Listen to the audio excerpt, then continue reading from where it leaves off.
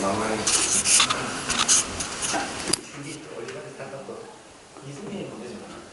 내가 잘못한 거지? 아니 제가 그죠? 참 더럽겠다. 자, 한번 해봅시다. 그 운동량과 충격량 파트는 페이지는 얼마 안 되죠? 문제는 10배 이상 나올 수 있어요. 알겠어요? 앞에서 배웠던 내용에. 그래서 일단 오늘 주제는 이걸로 좀 나가겠습니다. 뭐냐면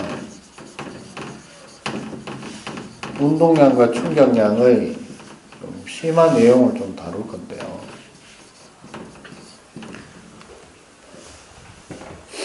평소에 또 공부를 열심히 안 하잖아, 너가. 그죠? 운동량, 충격량 어떤 건지 한번 점검을 하고 나서 어떤 내용으로 갈 수 있는지에 대해서 얘기를 하겠습니다. 알겠습니까? 문제가 나온다면 어떤 문제로 나오는지. 됐어? 쉽게 얘기하면 기출 문항풀이라고 생각하시면 돼요. 접근 방법. 됐나? 네. 일단 운동량과 충격량에 대한 내용을 좀 얘기하자면 뉴턴이 F는 ma라고 하는 운동 2법칙을 만들 때 원래 마치 F라는 거를 힘이라는 거를 정한 것처럼 보이잖아요. 그죠? 근데 엄밀히 얘기하면 1, 2법칙은 3법칙에 해당하는 작용 반작용을 제외한 1, 2법칙, 관성의 법칙, 가속도의 법칙은 뉴턴이 한 게 아니에요. 다른 사람이 했는 걸 뉴턴이 그냥 쓱 가왔는 거예요. 권력이 세다 보니까. 근데 그 2법칙 같은 경우에는 뭘로 원래 증명이 됐었냐면 F는 ma라는 원래 식으로 된 게 아니고 원래 그 식도 뭐로 표현해야 정확하냐면 A는 가속도는 m분의 F 이렇게 돼야 돼요. 거기에다가 원래는 뭘로 돼 있었냐 하면 운동량으로 표현이 되어 있었습니다. 뭐로 표현됐다고? 그러면 운동량은 뭐냐 하면 말 그대로 운동량이라고 하는 건 물체가 뭐를 하면 운동을 하면 그 운동의 정도가 어느 정도 되느냐라는 걸 표현한 값이에요. 됐나? 그래서 운동량이라는 것을 정의를 하면 운동량은 뭘로 표현되냐면 운동하는 물체의 뭐에다가 질량에다가 곱하기 이게 중요하죠. 이때까지는 속력하고 속도를 굳이 구분 안 해도 됐었는데 이거는 좀 구분해 줘야 돼요. 얘는 속도입니다.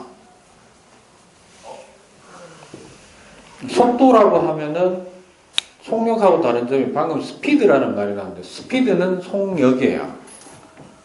그러니까 일로 가든 절로 가든 일로 가든 일로 가든 일로 가든 일로 가든 상관없이 오로지 빠르기만 표현하는 것을 속력이라고 합니다. 뭐라고 한다고? 그럼 속도는? 무슨 방향? 그게 운동 방향이에요. 뭐라고? 그러니까 이거죠. 물리학자들은 이쪽으로 10m/s로 움직이는 놈하고 이쪽으로 10m/s로 움직이는 놈은 운동이 같은 거다 다른 거다. 엄연히 다르죠. 우리가 생각해도 다른 운동입니다. 맞습니까?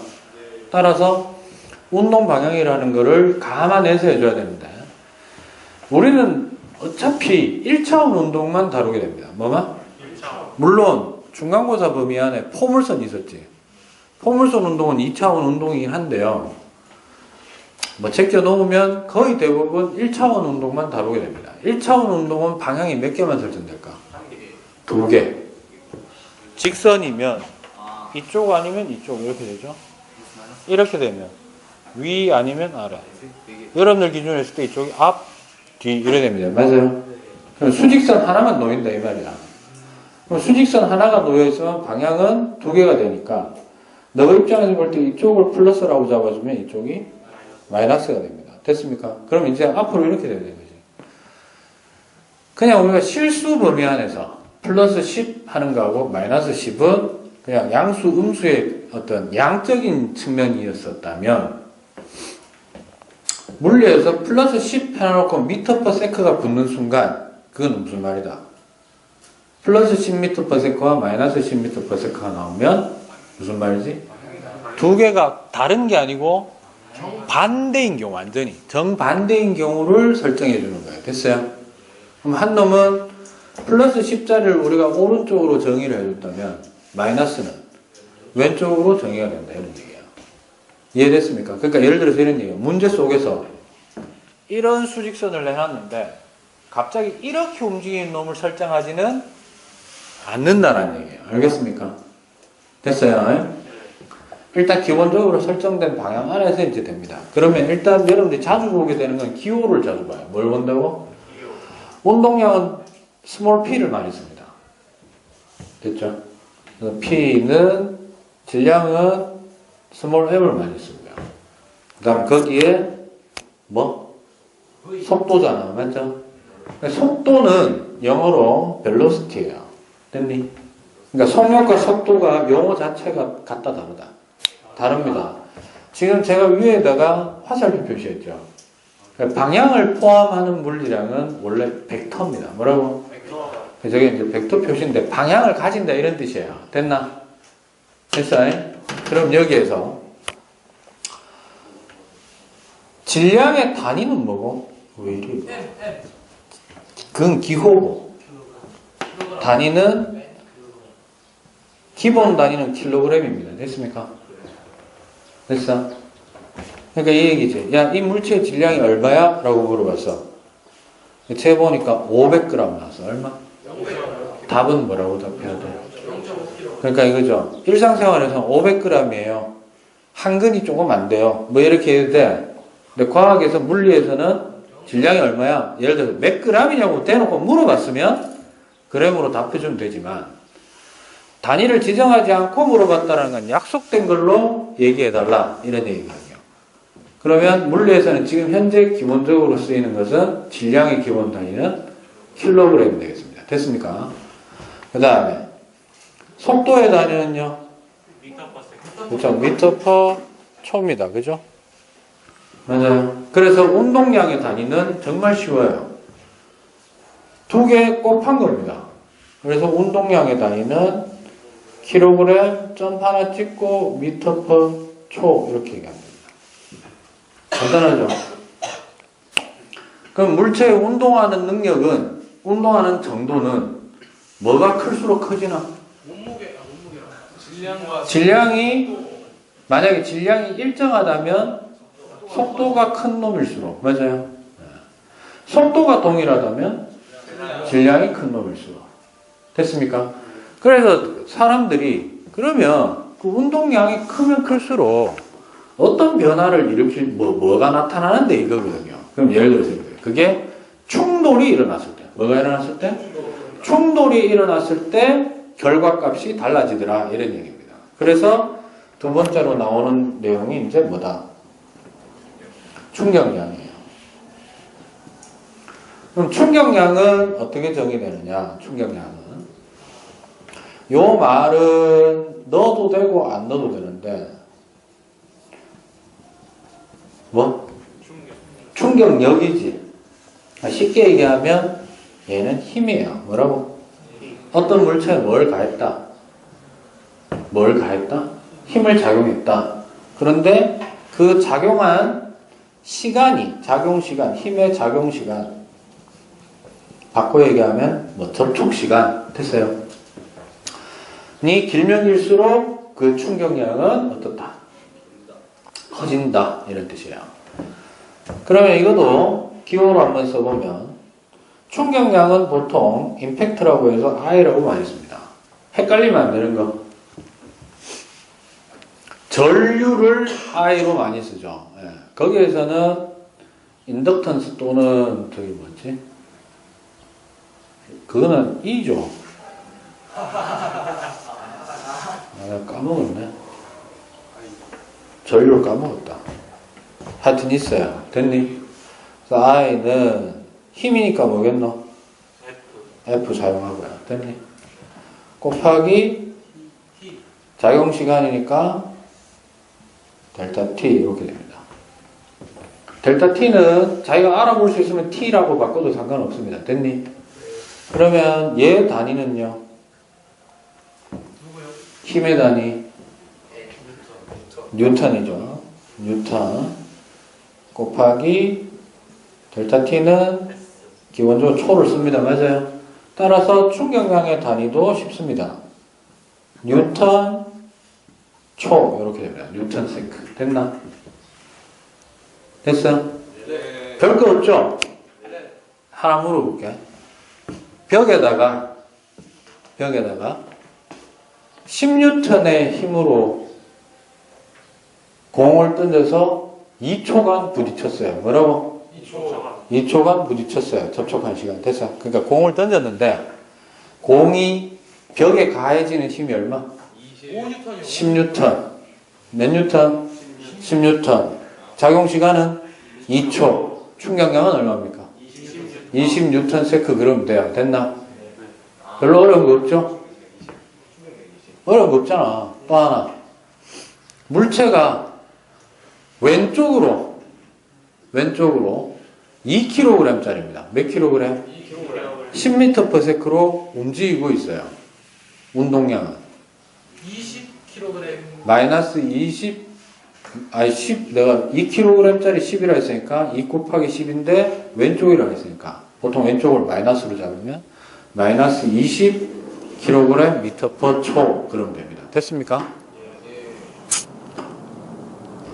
별거 없지? 됐어? 근데 이게 문제로 이제 예쁘게 포장되면 예쁜 게 아니죠. 극악한 형태로 바뀝니다. 됐어요? 그럼 그게 결론부터 얘기하면 이렇게 돼요. 조금만 변형시켜 볼까? 아까 방금 했던 거 조금만 변형시켜 볼게요. 아까 공을 몇 뉴턴으로 작용한다고 저기에? 그거를 이래 주는 거예요. 공의 질량이 1kg인데 됐어? 벽에 2초간 부딪혔습니다. 몇 초간? 2초. 이때 충격량이 20이랍니다. 이 공의 가속도는 얼마입니까? 중력 가속도까지 안 배웠잖아요. 아이씨, 네가 얘기하는 걸 그대로 녹음해가 안배운 쌤 갖다 드리면 안배운 쌤이 정말 자괴감 느끼시지 않을까? 내가 다시 얘기할게. 잘 봐. 공을 벽에다 부딪혔는데 공 질량이 1kg이야. 얼마? 1kg이에요. 그래서 2초간 부딪혔대. 됐나? 근데 그때 벽에 가해진 충격량이 20뉴턴세크랍니다. 됐습니까? 이 공이 부딪힐 때 가지고 있던 가속도는? 그럼 물어본 게 지금 가속도를 물어봤지. 그럼 가속도는 어떻게 구해야 돼?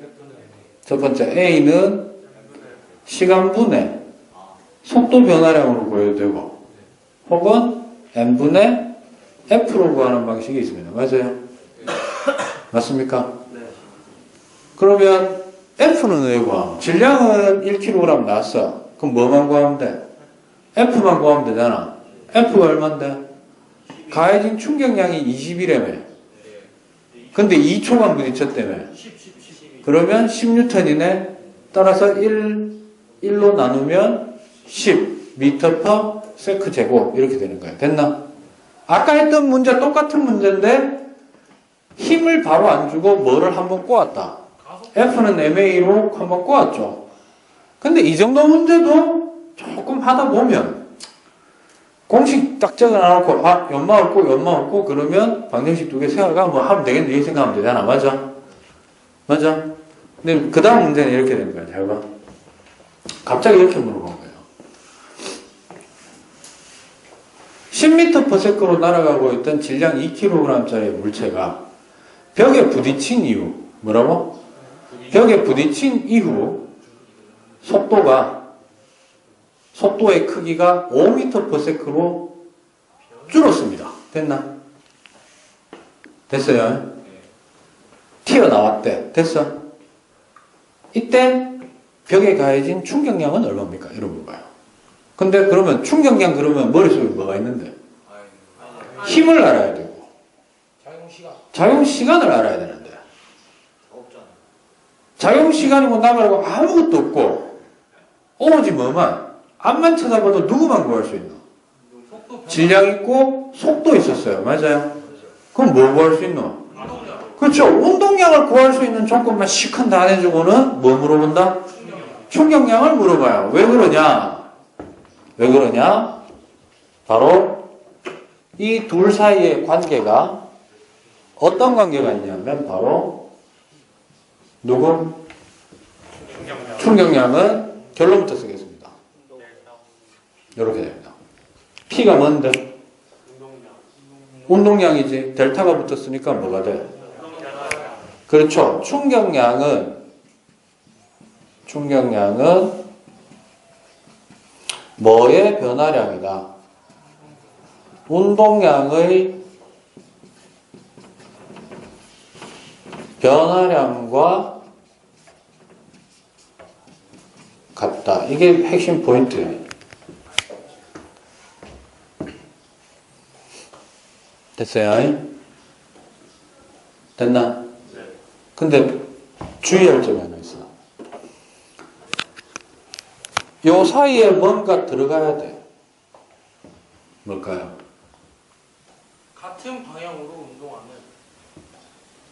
정말 새로운 물리학 법칙을 만들어내고 싶다.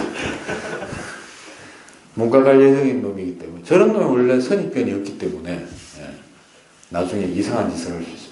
우리가 알지 못하는 세상을 맛볼 수 있고 뭐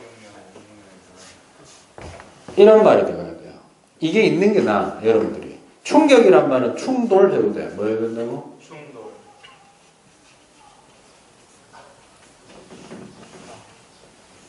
뭐라고? 충돌 전. 충돌 전후 또는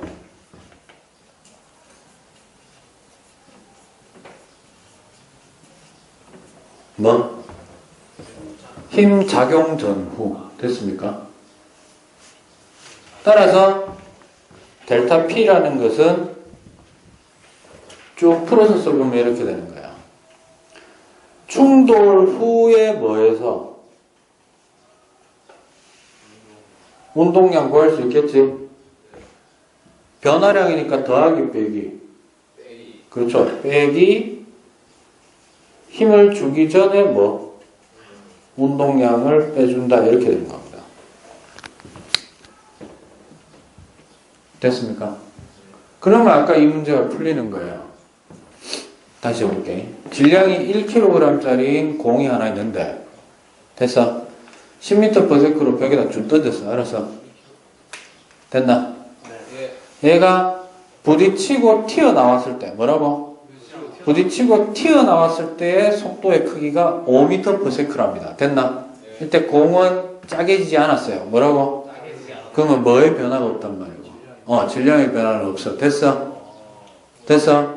그러면 벽에 가해진 충격량은 얼마입니까? 그러면 I는 먼저 충돌 후 운동량이 얼마고? 5 곱하기 1이죠. 나중 운동량 5 빼기 처음에 운동량 10 해서 얼마? 마이너스 5. 충격량도 플러스 마이너스 힘의 작용 방향에 따라서 나오거든. 됐어? 됐어? 졸라 쉽지? 요렇게 틀리는 겁니다. 조심해야 돼. 어디를 플러스로 잡느냐가 중요해. 왜냐하면 들어갈 때 방향과 나올 때 방향이 반대이기 때문에 속도의 부호를 반대로 세팅을 해줘야 됩니다. 알겠어요? 됐어요? 그래서 예를 들어서 여러분들이 볼 때 오른쪽 방향 됐나? 그러니까 내가 지금 이쪽 방향으로 던졌다 그랬잖아. 맞아? 그럼 이걸 플러스로 잡으면 처음 속도가 플러스 10m/s가 되고 튀어나올 때 속도는 마이너스 5m/s가 되는 거야. 그럼 나중 거는 마이너스 5 곱하기 1 맞습니까? 빼기 다시 10 이래 되죠. 그러면 얼마? 마이너스 15. 왜냐하면 충격을 준 건 이쪽인데 받은 놈은 반대로 받는 거 아니야. 맞아? 그래서 그 충격량의 크기는 15N가 되는 겁니다. 됐나? 이때 접촉 시간이 뭐가? 접촉 시간이 2초였다면 몇 초? 2초였다면 벽이 실제로 받은 힘은 얼마입니까? 7.5N 되는 거겠죠. 됐어요? 됐어? 그럼 다음 내용으로 바로 간다. 이제 잘 들어라. 벽 하나는 단단한 벽이에요. 뭐라고? 시멘트 벽. 됐어? 하나는 스펀지로 돼 있어요. 됐니? 방금 상황과 똑같습니다. 방금 상황과 똑같이 던졌어. 알았어? 그랬더니 하여튼 튀어나오니까 전부 5m/s로 튀어나와서 1kg짜리 공이 됐나? 그럼 조건은 전부 똑같은 거 아니오? 됐어? 됐어? 근데 내가 던진 공이 유리공이야. 뭐라고? 유리공이야. 됐어? 시멘트에서 빠개질 확률이 높아? 스펀지에서 짜개질 확률이 높아? 시멘트에 부딪힌 놈이 깨질 확률이 높지. 그게 바로 지금 얘기하고자 하는 안전과 관련이 된 거예요. 그럼 방금 잘 봐. 오로지 다른 점 뭐만 다르노? 벽의 재질이 하나 딱딱하냐, 하나는 말랑말랑하냐 이 말이지. 그것 때문에 달라지는 건 뭔데? 중에서 달라지는 거. 그죠? 접촉 시간이 달라져요. 뭐가 달라진다고? 그러면 둘 다 운동 상태가 똑같았잖아. 그럼 둘에게 가해진 뭐는 똑같은데? 충격량이 같은 거예요. 포인트가 그거다. 물체에 가해진 뭐가 같다면? 충격량이 같다면 물체가 실제로 모양 변화가 일어나는, 뭐가 일어나는? 모양 변화가 일어날 수 있는 요인은 힘이거든. 힘의 크기는 작용 또는 접촉 또는 충돌 시간의 비례 반비례. 시간이 짧으면 짧을수록 어떻게 될까? 시멘트가 접촉 시간이 길겠나? 스펀지가 길겠나? 스펀지가 기니까 그만큼 접촉 시간이 쭉 늘어나니까 이건 일정하잖아. 이게 확 줄어들죠. 됐어요? 그래서 이게 여러분들 그 교과서에 몇 쪽이냐면 103쪽에 잠깐 보면 103쪽 103쪽에 그래프 보시면 위에서 그래프 보시면 세로축이 뭐예요? 힘이요. 힘. 가로축은 시간입니다. 그럼 이거예요. 거기 그래프는 곡선이지. 그러면 곡선으로 나오건 뭐로 나오건 간에 이런 것도 좀 알아둬. 예를 들어서 세로축이 y라고 주어지고 가로축이 x라는 물리량이라고 합시다. 됐어요? 그래 놓고는 너가한테 예를 하나 들어드릴게요. 그래프를 인식하는 방법을 하나 얘기하면 이렇게 돼요. 너가한테 예를 들어서 그래프를 올려주고 야 가로축은 A야. 그 다음에 세로축 물리량은 B라는 놈이야. 됐어? 근데 얘가 어떻게 됐는가 봤더니 뭐 이렇게 나왔대. 됐어?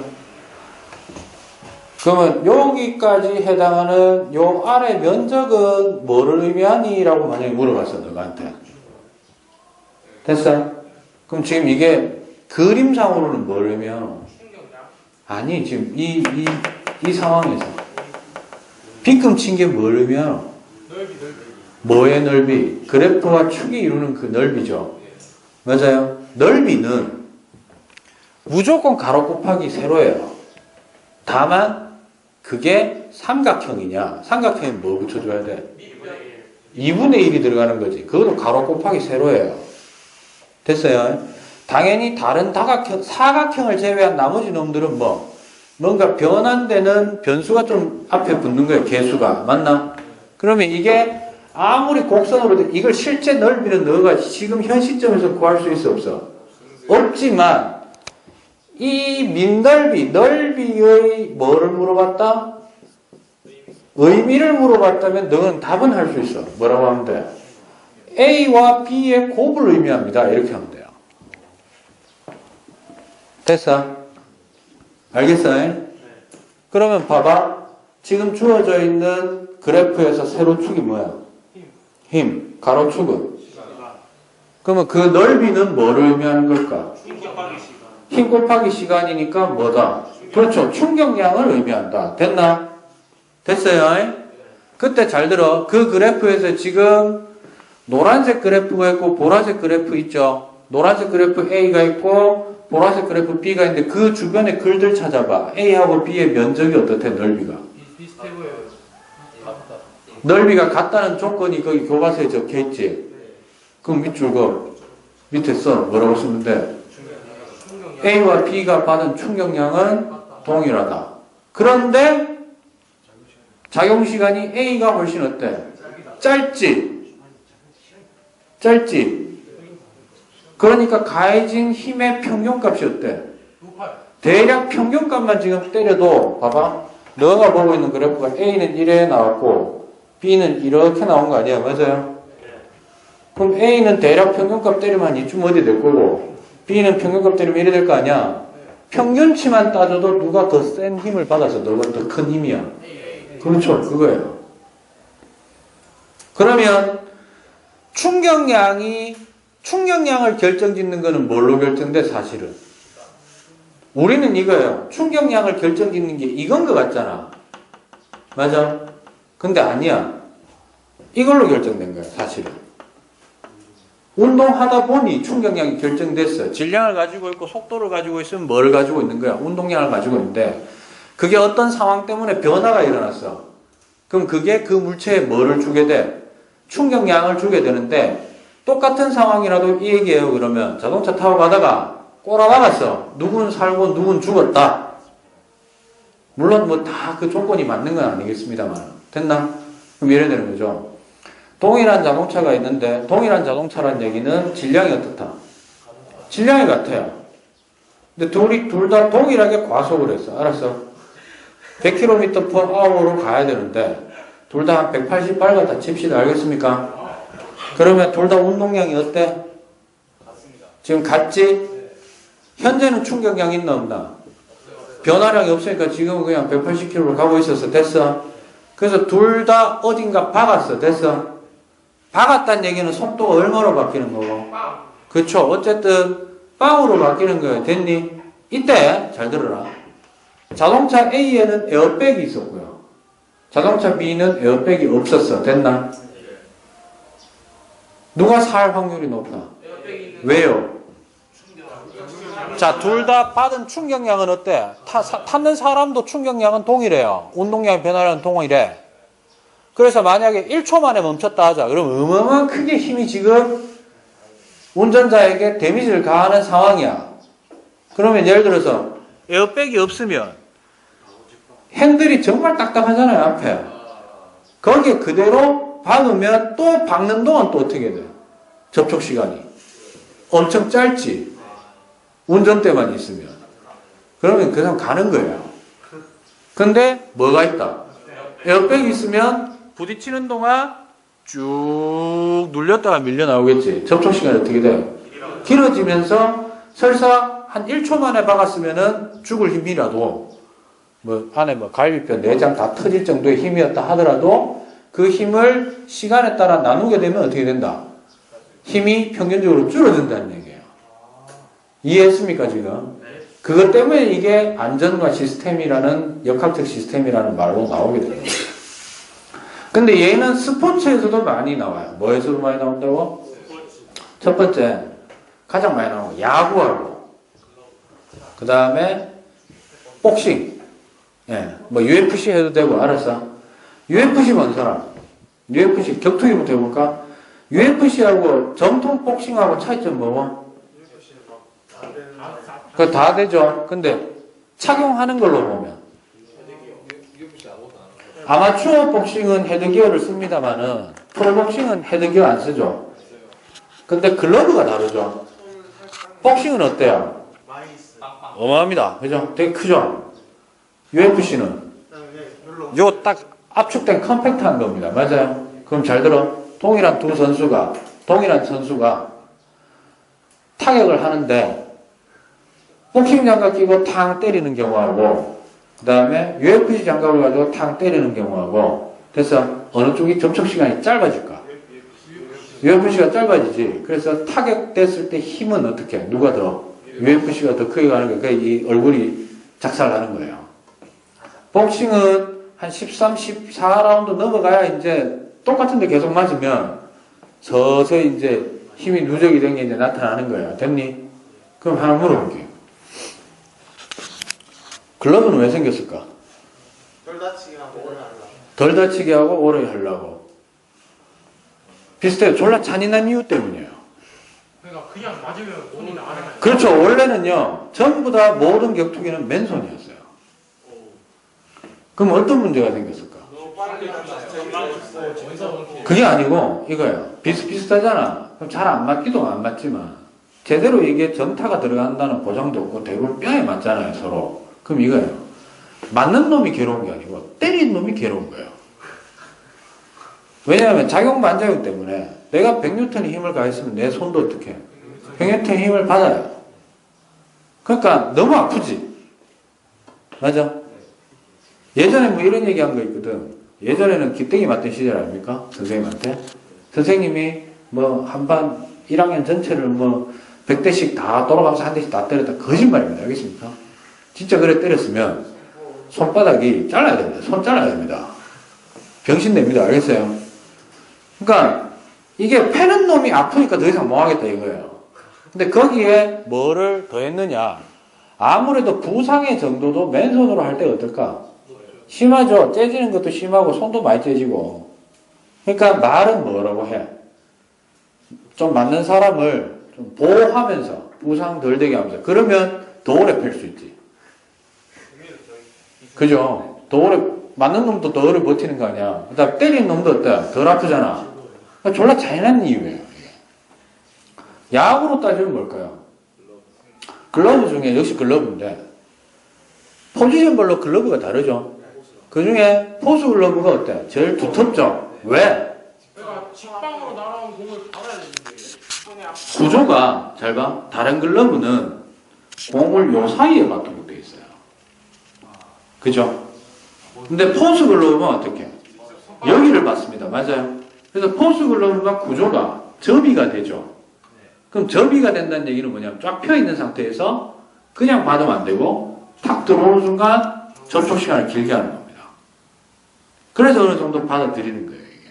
그리고 손가락보다는 어디? 손바닥에 힘이 가해지는 게 좀 덜한 거죠. 이 생각해봐. 손가락으로 한다 그러면 이 접촉 시간을 길게 할 수 있는 방법이 있나? 길게 할 수 있는 방법은 손바닥 말고는 없죠. 또 면적이 넓기 때문에. 그 다음에 여러분들이 각종 공과 관련된 구기 종목 하면 기본적으로 패스하게 됩니다. 맞아요? 받을 때 어떻게? 안으면서 받으라 하잖아. 맞아? 초등학교나 중학교 때 보면 그게 뭡니까? 네. 작용 시간을 길게 해서 내한테 가해지는 데미지를 적게 하는 겁니다. 알겠습니까? 여기까지가 지금 설명한 내용이 교과서의 기본 내용이에요. 됐나? 됐어요? 그럼 제가 오늘 이제 추가적으로 얘기할 거는 뭐냐면 운동량 보존이라는 거예요. 뭐라고? 네, 그거는 잠깐 쉬었다가 운동량 보존에 대해서 설명을 좀 하도록 하겠습니다. 알겠습니까?